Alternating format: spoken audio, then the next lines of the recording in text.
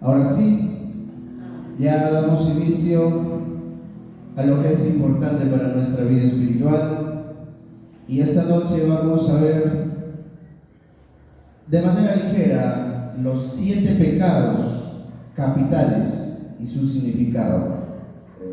Amén. ¿Cuántos conocemos? Lujuria, avaricia, pereza, ira, envidia, soberbia y orgullo.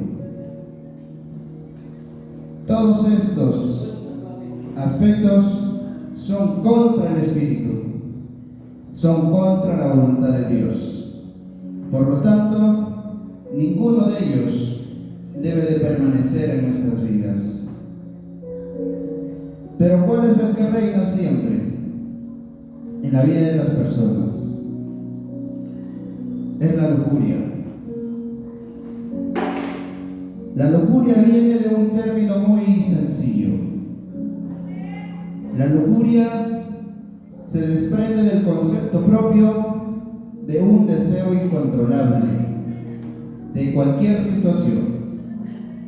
Puede ser deseo de generarle daño a las personas, deseo de proporcionar, si fuera en el Espíritu de Dios, de proporcionar más sabiduría a través de las enseñanzas a los hermanos, a la iglesia, al mundo entero.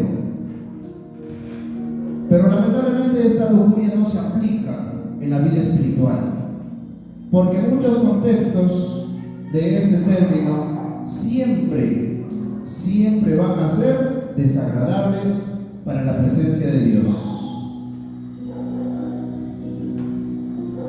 Timoteo, segunda de Timoteo 2:22.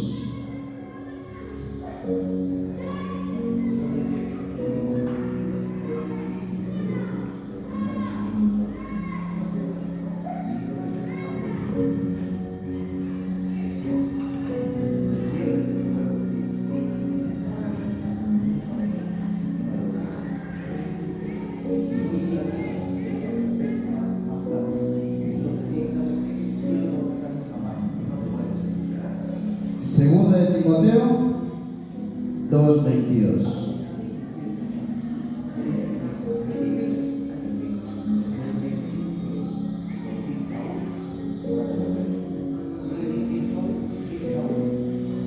Huye también de las pasiones juveniles y sigue la justicia, la fe, el amor, la paz, con los que de corazón limpio invocan al Señor. Esto no solamente habla para el término preciso joven en edad, es aplicable para el joven en espíritu. No solamente viene a ser para el que está jovencito creciendo y aprendiendo de la vida, sino para los que estamos aprendiendo en Cristo, porque recordemos que todos los que hemos recibido a Cristo somos nueva criatura.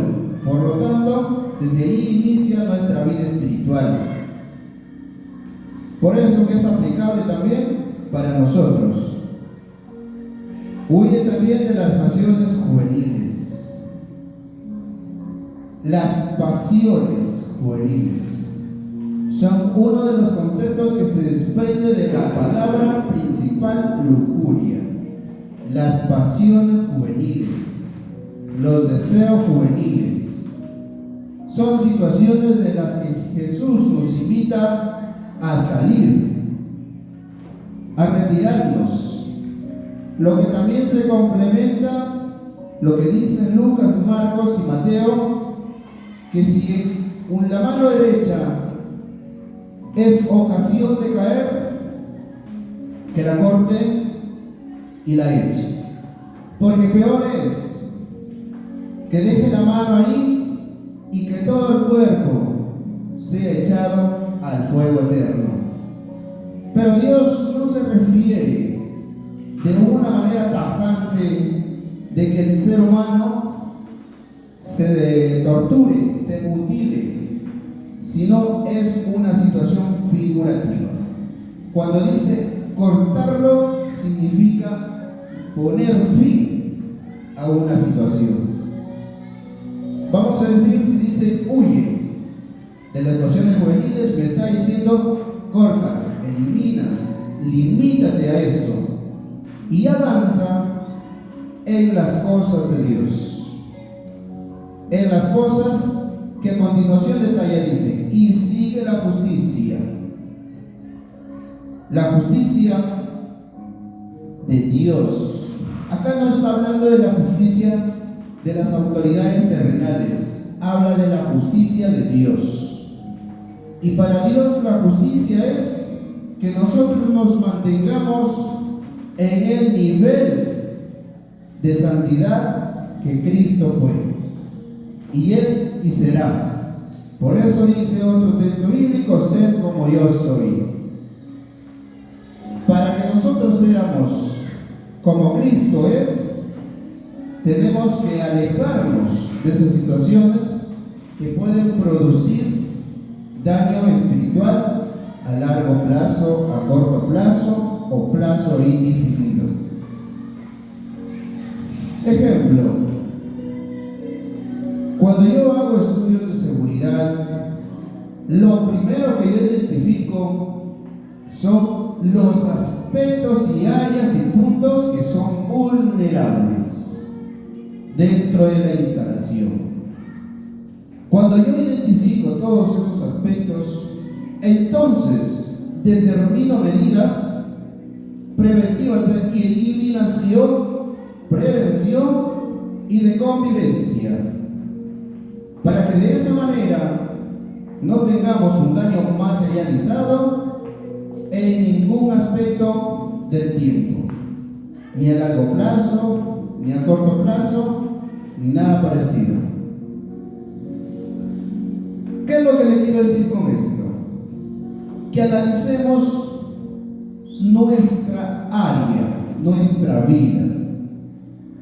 ¿Qué aspectos son los que están produciendo distracción, están produciendo pereza, están produciendo cansancio, están llevándonos a retroceder? Y cortemos, pongamos un control, porque la palabra de Dios nos da la libertad, porque dice, y vosotros seréis libres. Cuando nosotros escuchamos y comprendemos y llegamos a ese paso muy importante de la libertad, podemos pensar de que solamente hemos sido liberados de esa vida antigua, como dicen comúnmente.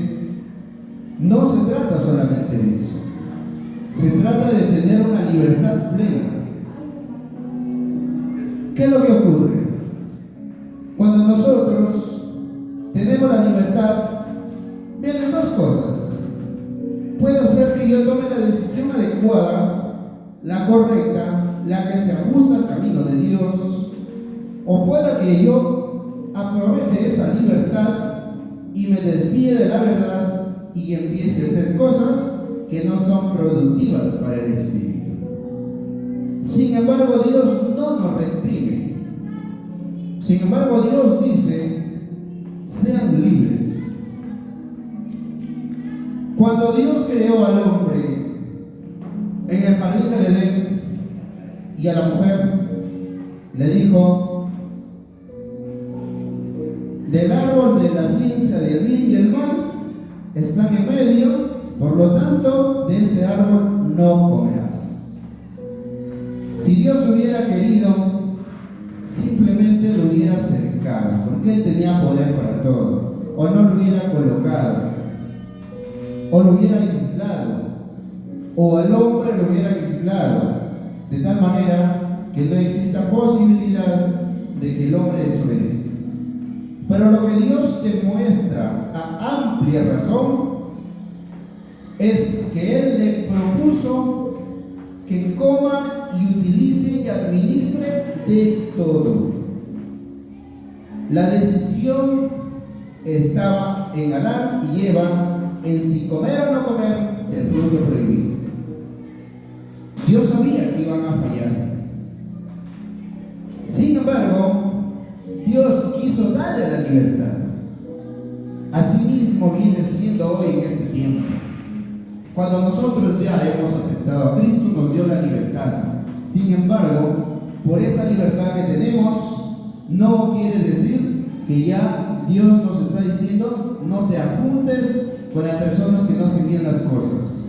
Dios nos da la libertad, que si lo hagamos bien o lo hagamos mal, lo hagamos, pero nos aconseja cuáles son las consecuencias de hacer malas cosas. Huye también de las pasiones juveniles, sigue la justicia. Y viene algo muy importante, dice: la fe, el amor y la paz, con los que de corazón limpio invocan al Señor. Entonces, estos aspectos son principales para poder servir a Dios. Primero, que tiene que tener fe. ¿En qué radica la fe? La fe radica en enfocarme y creer basándome en la Escritura sin tener que ver. Ese es el propósito, esa es la fe. Y yo debo de creer que Cristo va a venir sin que lo esté viendo ya en el cielo que está planificado. Que yo crea que ya soy salvo con tan solamente el hecho de haber confesado que Cristo es mi Salvador, haberme bautizado y seguir su doctrina. Con tan solamente eso, estoy enfocado en la fe. No necesito que Cristo me dé una muestra: Señor, muéstrame con fuego para saber si de alguna manera ya soy salvo. Si soy tu hijo, mándame esto para saber que tú estás ahí y que tú me perdonaste. Esa no es fe. Eso se le llama desobediencia a la palabra de Dios, porque Dios dice obedecerte. Y si Dios nos invita a que tengamos fe, tenemos que enfocarnos en las cosas que nos dice la sagrada palabra de Dios. Si Dios nos dice tener paciencia, si Dios nos dice perseverar, porque el que no persevera tendrá fin de su camino torcido y será la condenación. Si Dios nos invita, nosotros a través de la fe lo tenemos que llevar a la práctica. Tenemos que estar convencidos que es así. Que si nosotros no tenemos fe, no hay forma de que nosotros podamos decir que somos hijos de Dios. El amor. Yo debo de demostrar como hijo de Dios que tengo amor para los demás. No debo de mirar clase social, clase económica, clase moral, clase cultural, etc.